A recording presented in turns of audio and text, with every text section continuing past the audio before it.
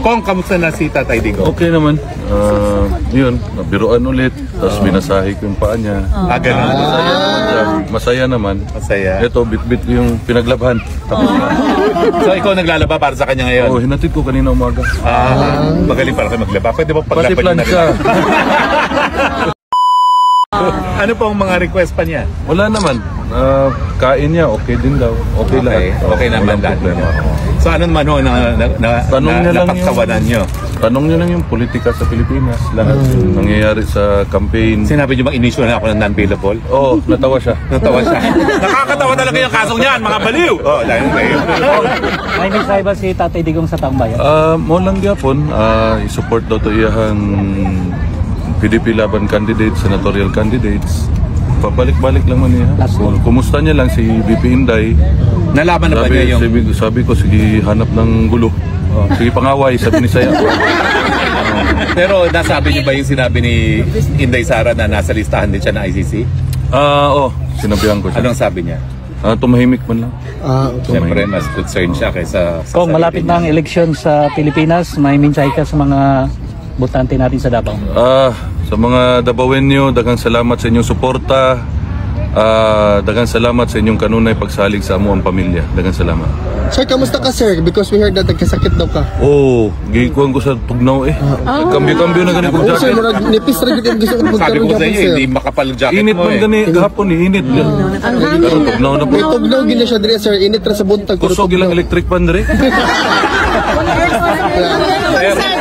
Marami po tayo ngayon, may yung mga galing na mga seaman, taas ang mga kamay. Ayan, galing po sila sa Rotterdam. Malayo po, may mga nanggaling ng New Zealand. O yun parating yung tanong, saan galing? Malayo, mga galing Perth. Australia din sir. London. Galing London, taas ang kamay. Abu Dhabi, ito po si Maricar, galing ng Abu Dhabi. Salamat. Maricar Serrano, vlogger po natin, yan. Tapos, saan pa? Sa Cebu. Sa Cebu. Sir, kung kulong, are you sleeping well here ba? Wa ba ka nag-jet lag na? Okay na ba ka sir? Okay naman. Adjusted na ka? Okay naman. Maayos sir. Duha ka beer, tulog na. Isog kay ilang beer dire. Correct, pero agad na sir. Tinuod yun sir. Sir Kulong. Mas isog sa ako Sir Kulong, how about the food? That's food. Galuto man ko sa Airbnb na. Okay sir. Salamat sir. Wapa ka nagtilaw. Ha? Og unsa ka tilawan? Agad po ka Karon wala pa. Live ta. Si Tatay Digong Maho, pwede nang dala ng pagkain, hindi pa rin. Dili. Hindi pa rin talaga, bawal pa rin.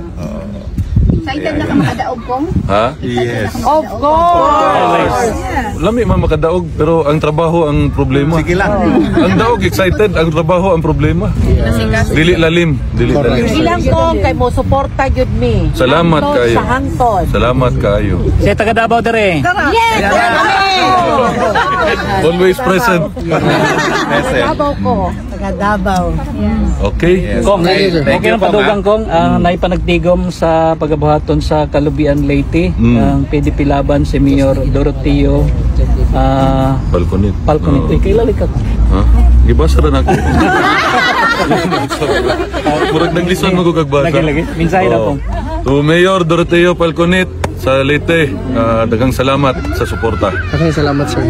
Sir, nakakidala na donuts. Kirahan na mga ako na bata to sir. Or kira ka sa... Sige lang, okay ra. So, pwede ba magpa-picture sila? Batch by batch? Okay, batch by batch. Bye batch na, Batch please by batch guys. para mabilis dahil si Pulo. We can only show our unwavering love and support to our parents. We cannot influence the process. What was done to him was definitely kidnapping. A lot of people already refer to that as kidnapping. Exactly, few people. We cannot say outright like this because otherwise we are gonna be. Well, without their consent, this would not have happened, though. No, that's it. Yeah. Your grass would have been still alive. Exactly. Are you visiting here or? No, we're going to the museum. Okay. Inside here. Yeah. Okay. Yeah, that's an actor. That is an actor of this. Yeah.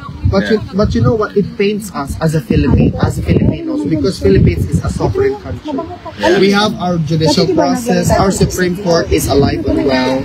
But why do we need the ICC to judge a Filipino? That pains us. Actually, we hate the idea that he's here. Yeah, I can imagine. I could understand that you as Dutch people, you don't want to be judged by Filipinos.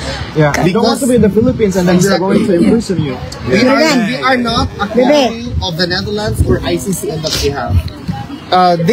The idea that our president is here actually sends a message, a strong message, that we cannot even solve our internal affairs. Yeah. This is an internal affairs. Yeah. If the evidences are pointing out to be very strong and overwhelming, it's political persecution. Yes, it's conventional court. Yeah. Yeah. The ICC is called the court of last resort for something, because then if your judicial system is no longer working, then you need somebody, an external entity to judge the I have a problem. question with you, because we go with 4 friends, we go to the Philippines. We talked about, not with him, but we talked to other friends. So will they see how they look at Dutch people now? Different or not? Because the Dutch people... Yeah, because they jailed them here. let's make it very clear. The Dutch people referred to our president as a killer, because that's what you read. No, it's not the Dutch people actually. It's the Dutch media, NPO for sure. That's what I mean. Yeah. Because But they don't know. They don't know. They don't know that. They don't know. They only read what's in the media, what was written in the media. So that makes them their informed decision or information about the Philippines. That if you are just going to be killed as if you don't have a right or due process, you know. I told you, I went to the Philippines for the last 10 years, once or twice a year. And every time I ask all the Philippines, what do you think of Duterte? And even the well-educated people, they praise him. Yeah, that's my point. Exactly. That is really my point. I mean, we Filipinos are capable of discerning. Safe country now. Exactly. He come from Davao. Before. No. Yeah, before. That was the safest era of our lives. Yeah. In history of the Philippines, that was it. Yeah. And then after him, after all hell broke loose again, and it's even worse now. Now we are actually on narco state. No question anymore about that. Killings everywhere. I agree. The only time that we actually had discipline as a country was during his time. And also, sir, as a Dutch person yourself, what do you think of a Dutch person being judged outside the Netherlands? No, well, if it's a war criminal, then I understand. Yeah, but we are not at war. No, but most people don't know anything about it. Exactly. They read only that he killed everybody without process. Yeah, but when you say, sir, that you understand, that means you justify that a foreign entity is rightful to judge a person if you commit a war crime. That is the role of ICC. That's the role of ICC. Exactly. But we are not at war. And there's no war. No. Exactly. We are an independent sovereign state. Our courts are working. Why didn't you file it in our courts? Exactly. And we are not a member of ICC. Nobody. If we are not going to put this on social media, we are literally putting it in a bubble. Before they were here. They were here, but of course what they report is also narrative. Exactly. A narrative conforming that, oh, Duterte, it's justified that he's here, blah, blah, blah. But if he is not, if he was such a bad person, for 49 days straight, people were here. They even recognize, from all over the world. They even recognize us because they even put barricades, they put the garbages, they put the mobile toilets, because we're only exercising our rights as an individual sovereign state. We're peace and loving citizens, you know? We've been to the Philippines multiple times. We need discipline. And I see the difference. Before Duterte and when he was there. Correct. I was also one time attacked in the Philippines. They stole my... You see? Before, like, 10 years ago or something, 8 years ago. But when he was president, when you were in the Philippines, it's different, right? You can just... We want to reach a level where... You should this message people don't know. Yeah, exactly. That's why we are here. That's why the neighborhood is irritated for us, you know? Because we are only... This is a public space. We are our freedom of speech is being controlled right now by the government itself. They don't. Yeah, there are no journalists. They didn't even cover it in social media. They didn't even cover it in the news. They didn't even wrote anything about it. We are being condemned. So it's the same, you know. It's correct. They didn't even know. Sir, you should tell your story maybe one day if you get a chance. Yeah, but sir, the Dutch local newspaper or whatsoever entity, they didn't even wrote anything about it. We are here 49 days. People are curious. What are you doing? He told me. Yeah, exactly, sir. They're just saying, what are you doing? Why are you here? You didn't even see the person, but you are outside. Exactly. That should even cause a point. in the mind of any sane person, why are Filipinos out there? Did you write for the beginning our radio and TV station, the West? So they were only here because he was about to arrive. And then what it was what already came out in the news, that they were like Duterte supporters, blah blah blah. Maybe I'll give you that fact. Okay. There's like one station, they call it Onboard Nederland. Okay. You heard about it? No. No. And they many times bring the news that not seen on the public radio and television. Maybe you should write that. That's why, sir. Or the shop, perhaps. Yeah, exactly. But sir, the point is this. That's why every time we talk to a foreigner, we lay the foundation of our arguments that this is our battle cry. We Filipinos, some Filipinos have already lived here for 30 years. But we don't want to cause any problem to the society because we are law-abiding citizens. You know that, you know? We just want to have fun, we are loving, we welcome all foreigners because that's what we are as a culture. But we need to be backed by the Dutch government actually, because what's happening now is really an affront to our judicial system, an affront to our independence as a country, an affront to us peace-loving people. Because look, can you imagine? We are no longer in the colonialism time, or maybe in the feudalism time. One should really establish their jurisdiction. Why a person should be judged by a foreign entity? Exactly. You don't. Everybody should. Anyone with the same mind should be very angry about it. Germany should be angry about it. Belgium, because that's if you champion human rights or for international war crimes, you should be very angry already. No German should be judged by a Filipino because that will definitely be the case. And our only argument here is that this person, the man that is incarcerated in here, he only wanted the best for his Filipino people. Because he doesn't want them victimized by drugs. He doesn't want them victimized by drugs. It's that simple. And that is protection for our generations to come. And this is what he got out of that pure love for us. Exactly. And also, sir, I agree with you. Also, sir, he was voted by an overwhelming 16 million and if Filipinos. If he had the chance for a third, then he would be chosen. Yeah, but our constitution previously it's only 2 times. Only one time. You can only be president for once. We are not like America. For how many years? 6 years. That's the problem. So the continuity plan or whatnot is not going to be carried out because another person will be voted for the detention facility. Yeah, he just celebrated his 80th birthday here inside. Do we know you are his friend? Yes. Yeah. He knows that. Because we already promised him every time there's a visit from a family or lawyer. You saw him here? No, you were not allowed. No, never. Because you know the ICC did not allow us to see him even just to wave over. Not even a wave. Nobody can visit him? No, only the family and the lawyer. Immediate family and his lawyers are allowed. And you know how long the process of ICC is? Yeah, years. Yeah. It's already 49 days now. And nothing happened. Yeah. What is this? It will be years. Then we will be years from here also. Yeah, you will be. Until we will have a building here. Because honestly, we are no longer member of the ICC. Yes. It's the ICC have jurisdiction. We are no longer member because we are separated. Since 2019, sir.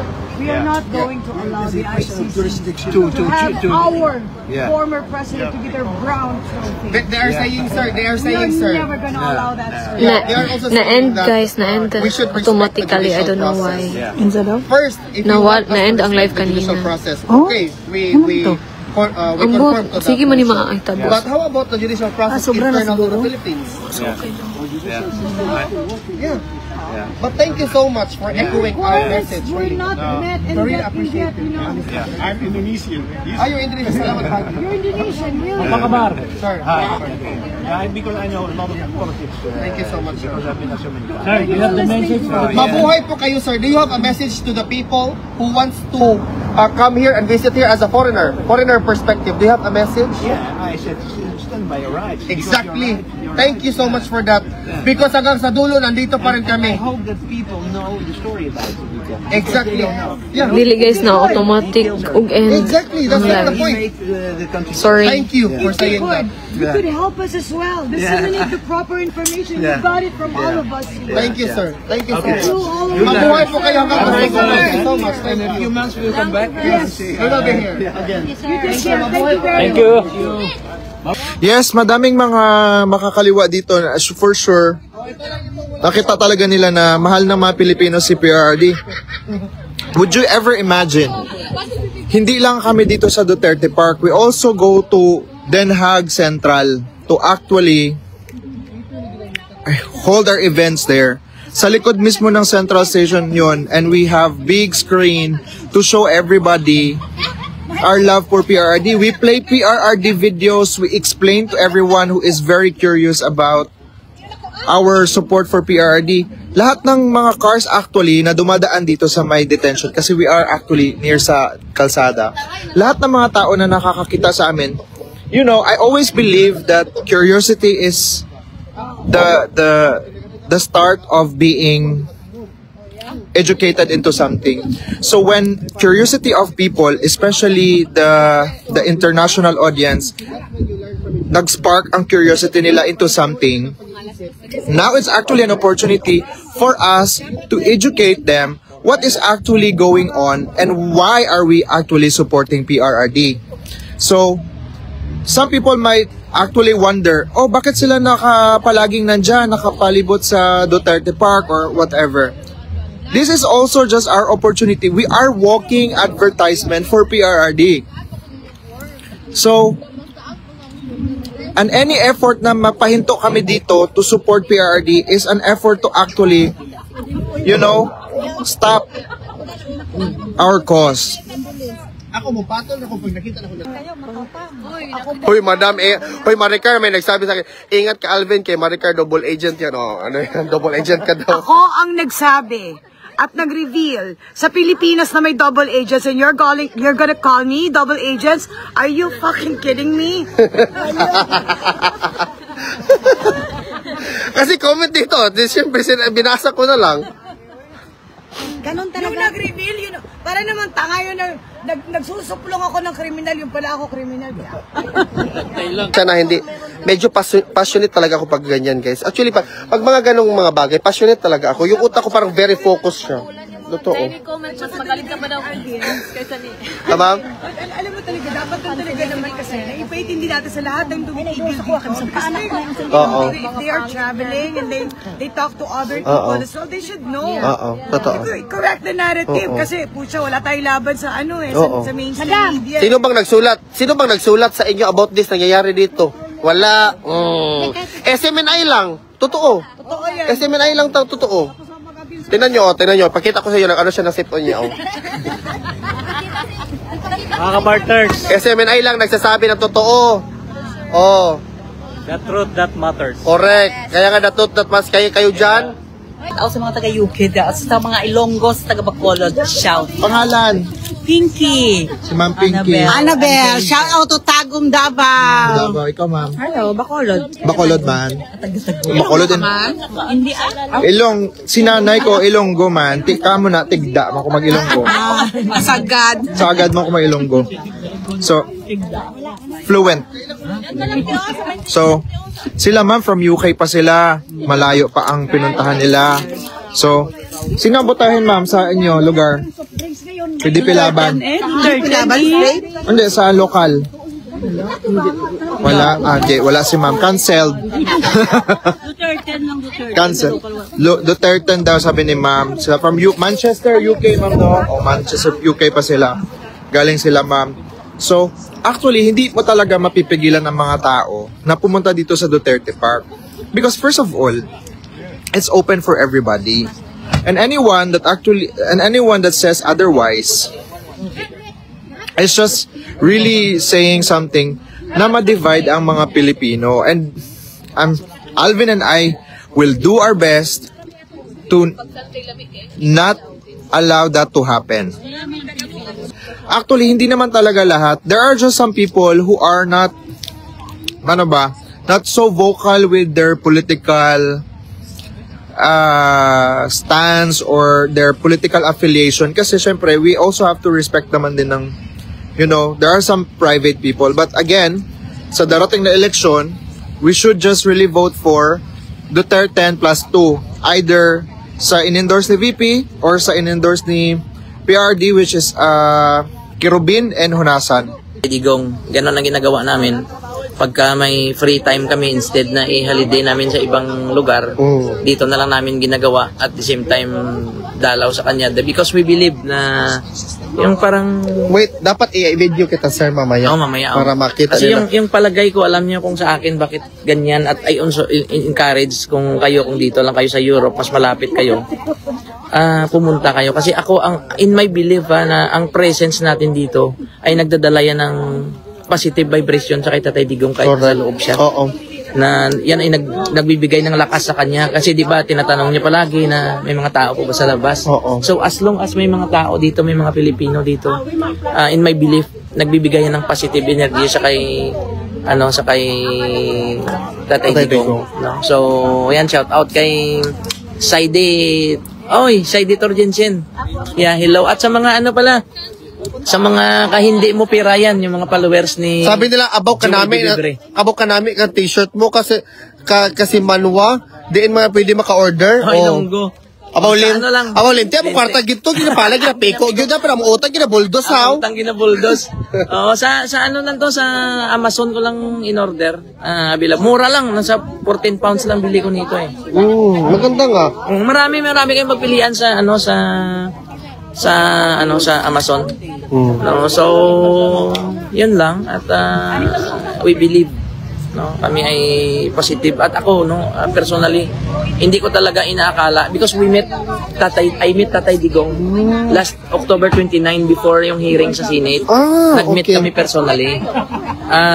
Ang hindi ko talaga in-anticipate na ang response na buong mundo pala ganun pala. Kung ano pala ang naramdaman ko at pagtingin ko, paghanga ko sa political principle, sa kagalingan ni Tatay Digong sa pagtupad ng kanyang tungkulin bilang presidente. Buong mundo ang nararamdaman. Thank you, sir. At dapat isali natin siya palagi sa panalangin natin.